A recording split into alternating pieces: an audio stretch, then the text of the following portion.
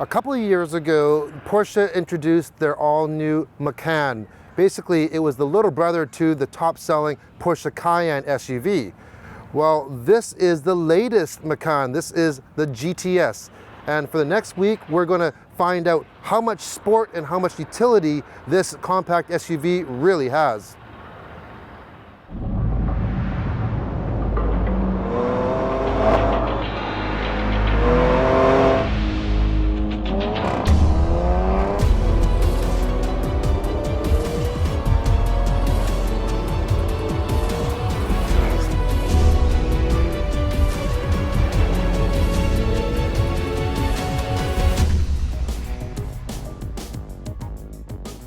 Now, this Macan GTS compact SUV is not just a mini version of the Cayenne. It has its own identity, and I think it is way sexier than the Cayenne. Every curve and edge is artfully sculptured. Look at these headlights. They blend seamlessly into the hood. They are actually part of the hood. I love everything about the front end. The grille is not too big, and then you got these really cool intakes and slots, and you have the LED markers that blend right into those as well. It just really works with me. The GTS features blacked out trims like the grille, the side inserts, these 20-inch rims, and quad tip exhaust. In the rear, the LED lights are definitely different from anything that you've seen. They have a 3D texture to them. They're not flat, they're embedded, and it just gives the Macan a signature look, in my opinion. When I tested the Panamera Turbo a while ago, I fell in love with that interior, and the same emotions apply with this Macan GTS. First of all, this is kind of a cliche, but this thing fits me like a glove.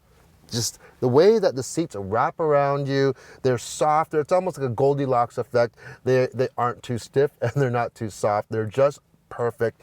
These ones have the Alcantara and the leather. The steering wheel, nice and classic looking, and the feel, it's not too big, not too small again. I love how they have these thumb indents. Fits me perfect once again. And there's not a lot of clutter on the steering wheel in terms of redundant controls. One thing that I do love about this vehicle is this here. This is a volume wheel opposed to buttons. And Audi uses the same thing, and for me, I just love having a dial opposed to buttons. In the center cluster, you have 3 gauges, a very classic setup, yet modern, and even on the right side, you can even mirror your navigation. Now in the center, you have the new 7-inch touchscreen PCM, or Porsche Communication Management System.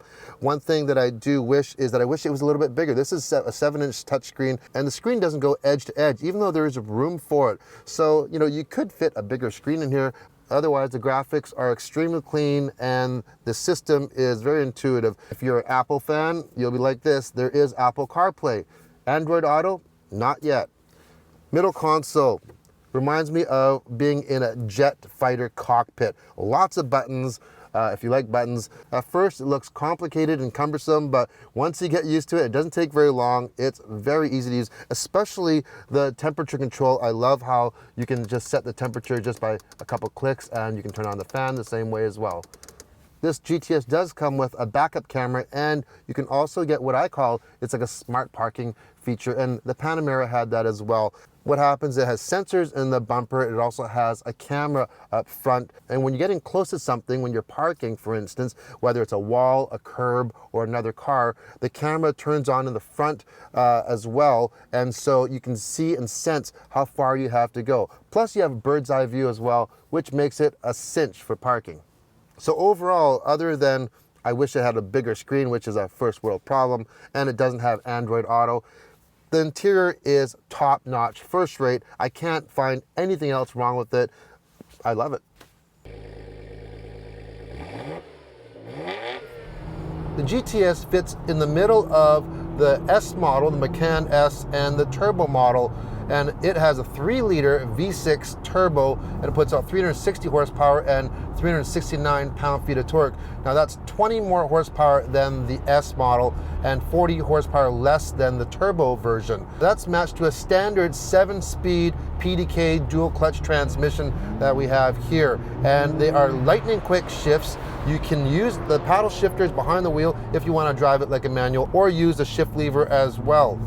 Now once you put all that power down to the ground, 0 to 60, 5 seconds. If you have the Sport Chrono package like we have here, you can knock off 0.2 seconds to 4.8 seconds. Not bad for a sport utility vehicle. Also standard on the GTS are larger brakes on the front. They have the same size rotors as the Turbo gets, and also standard is the Porsche Active Suspension Management System with the air suspension as well. And I'm a big fan of this air suspension. First of all, you can manually set the ride height. You have a normal mode, and you can also lower the vehicle for better handling and better aerodynamics as well. And there is a switch for off-roading where you can raise it up, give you more clearance. Perfect for not even just off-roading, but or how about driving this up to the mountains for skiing. Maybe you might need that extra clearance. So this really is an all-weather, all-year vehicle. Active suspension is permanently on, and it's analyzing the road at all times and adjusting the dampening of the suspension based on the road conditions. So it's always on. So right now I have it in comfort, and it is not really stiff. It's not floaty, it's kind of in between. You can feel it does have a little bit of bounce to it, which I don't mind whatsoever, especially driving in the city with the kids sleeping in the back sometimes.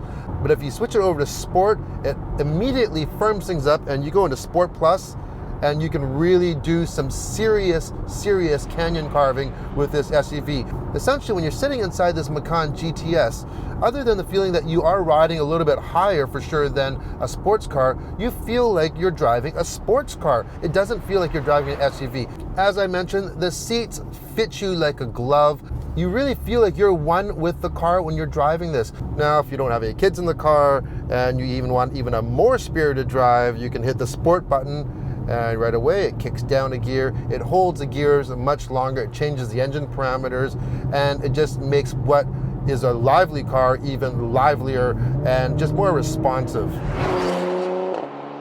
Here's a feature that I love. I'm a huge fan of the auto hold feature. I've had it in other cars, including the X3 that I owned before, and basically when you come to a stop, you just let off the brake and then it just holds you. But on this one, it's not automatic.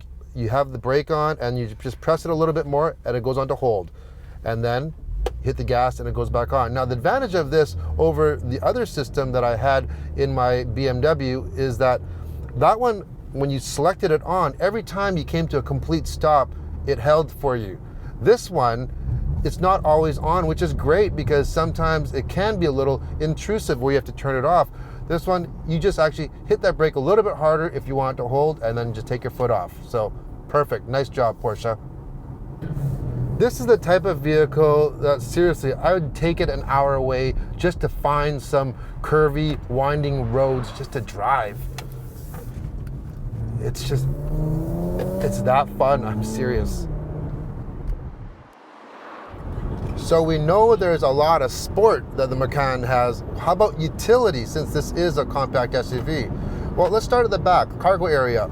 Quite a bit of room, and here's an interesting feature. There's a button on the right side inside, and you press that, and that in conjunction with the air suspension lowers the vehicle, making it easier to load things in and out of for the load-in height.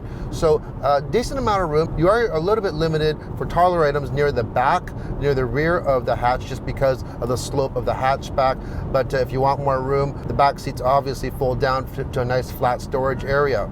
So the rear does hold quite a bit, even with those rear seats folded up. We have a full-size suitcase, a full-size double stroller, which is the most important thing, traveling with two little kids, a cooler, toys, you name it, it all fit back there. And you could actually put more in if you took that tonneau cover off, but I'd rather leave it on to keep everything all covered up. In the back, two full-size large car seats, one front-facing, one rear-facing, and they took a little bit of juggling around to get them to fit, but once they're in, they do fit quite nicely. Now, if I was any taller or your passengers any taller, it could cause a little bit of an issue for leg room, depending on if it's a front-facing or a rear-facing mount that you have. All in all, pretty impressed with the room of this compact SUV. In fact, I'm actually surprised. I didn't expect it to fit everything that we actually have in here. So the Macan really is a sports vehicle for everyone, whether you're single, you're a couple, you have a small family, or you're even older. You might want that sports car drive, but you want the utility of cargo capacity and rear seats that are usable, and you might want a sports car that's easy to get in and out of. This is the car for you. Is it for me? Not for a primary vehicle, but everyday use, we would prefer something a little bit bigger. So for us, probably the Cayenne would be the right choice. But for a second vehicle, it'd be perfect. Anyways, thanks for watching.